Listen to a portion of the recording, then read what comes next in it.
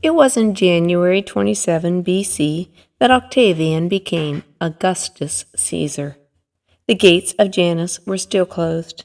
Peace, prosperity, and order seemed to have returned to Rome, and on the first day of that month, named for the old god who watched over all the gateways and beginnings, the Senate voted that the statesman crown of oak leaves be accorded to Octavian as a mark of his service to the state, and also a special title of honor which had been selected for him.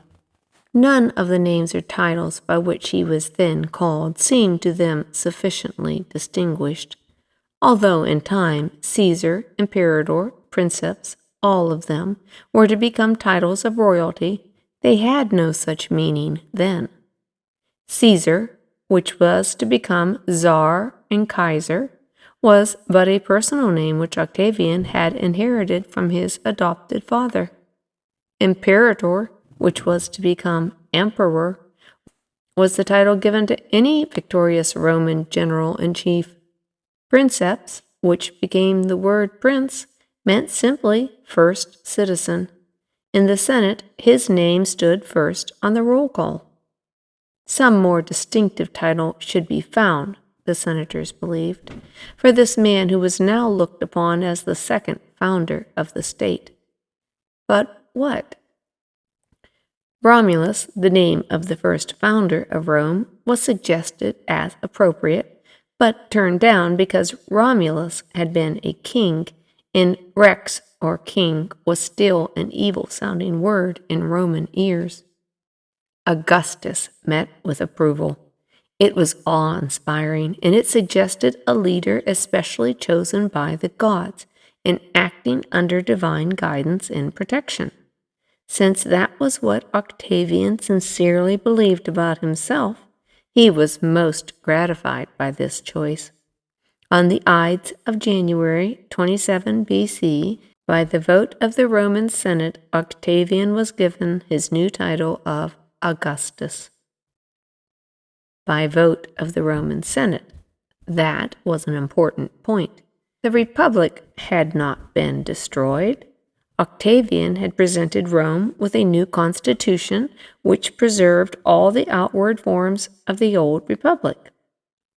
But it was only an empty shell, within which he himself could actually control the Roman world. To reach this unique position, Octavian had followed a middle course, cleverly combining the conflicting advice of Agrippa and Maecenas. 2 years before, immediately after his military triumph, Octavian had started to put the long disorganized Roman world into order. He had asked his two friends for their opinion as to how to go about it. Should he continue to keep the power in his own hands, or should he let the Senate have control again, and so bring back the Republic? Which, in the long term, did they think would be best for Rome? Agrippa was in favor of the Republic. Maecenas was against it. Consuls elected every year are far safer for a country than a king, said Agrippa. The son of a good king often turns out to be a tyrant.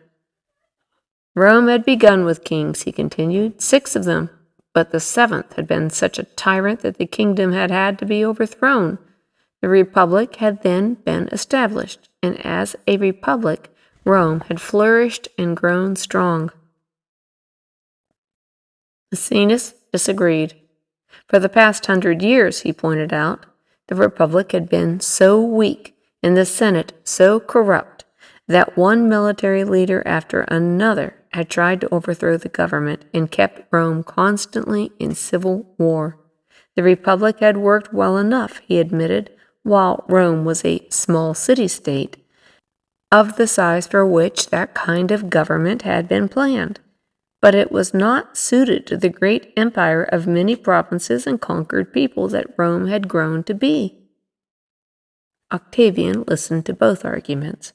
He wished to do what was best for Rome. There were many plans made by Julius Caesar, many of his own that he wished to carry out. But to do so, He knew that he must avoid Caesar's mistake of making too much show of his authority. Therefore, he proceeded cautiously. First, he won the confidence of the senators by treating them with utmost respect and submitting his every plan for their approval, as if it really mattered. Then, by insisting that the powers he held be voted to him for a limited time and not renewed unless agreeable, he dispelled any fear they might have had that he wanted to make himself king. Therefore, on the 1st of January, 27 B.C., when he dared to make the supreme test of offering to give back all the powers which he held, he was not disappointed. The senators did not accept his offer. Instead, they insisted that he keep all the power he had, and they gave him more, voted him the title of honor, and even decreed that from then on the name Augustus Caesar should be included in the formal prayers which the priest offered for the welfare of the Senate in Rome. Thus it was, within the hollow shell of the old republic, that the Roman Empire took form and grew. Meanwhile, enlisting the help of both Agrippa, a patron of architecture, and the diplomatic Maecenas, Octavian had gone ahead with improvements in Rome. A great building program was begun. The Senate membership was revised, and by 27 B.C. the government of Rome itself was in smooth running order. The time had then come, Augustus Caesar thought, to consider his empire at large. All over the empire, everywhere, he wanted law and order established. The people within its borders must live in peace and prosperity. The barbarians without must be fenced out securely. A huge, wall-sized map of the empire was suggested and designed by Agrippa. It would show the length, breadth, and population of every Roman province from the Euphrates River to the Rhine, and all the Roman highways connecting them with one another and with Rome. It was to be painted later on the walls of a portico in the Forum.